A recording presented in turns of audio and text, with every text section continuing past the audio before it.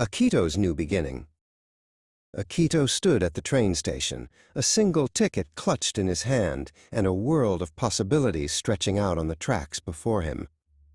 His family waved from the platform, their smiles a little wobbly. "Be brave," his mother whispered, her voice catching in the wind. The train was here. It was time. The city was a roaring, glittering giant. Towers scraped the clouds, and rivers of people flowed through the neon-lit streets.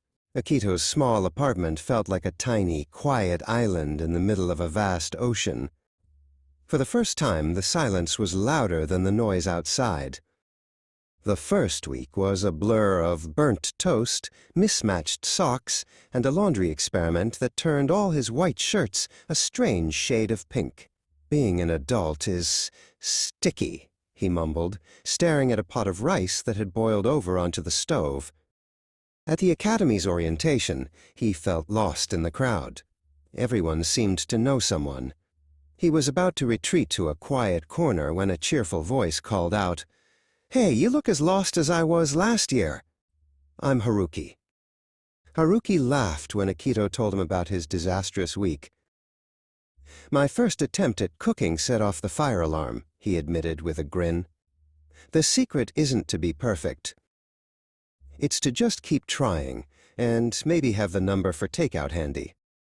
Haruki showed him the best places for cheap, delicious food, the quietest spots in the library, and how to actually operate the washing machines. "See? You just needed a little guidance," Haruki said, pointing to a perfectly folded stack of non-pink shirts. Slowly, things started to click. Akito learned to wake up without his mom's call. He made a simple, perfect bowl of ramen. He even managed to keep a small plant on his windowsill alive. The quiet apartment started to feel less like an island and more like a harbor. He called his parents, not because he was lonely, but because he wanted to share his small victories. "I made dinner tonight," he said, and he could hear the pride in his father's voice on the other end. "We knew you could, son." One evening, walking back from class with Haruki, Akito looked at the glittering city. It wasn't a scary giant anymore. It was his city, his home, a place where he was building a life, one burnt piece of toast and one small success at a time.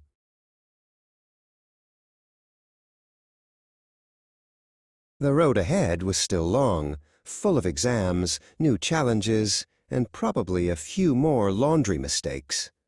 But Akito wasn't afraid. He was an adult now, learning and growing, and he was ready for whatever came next.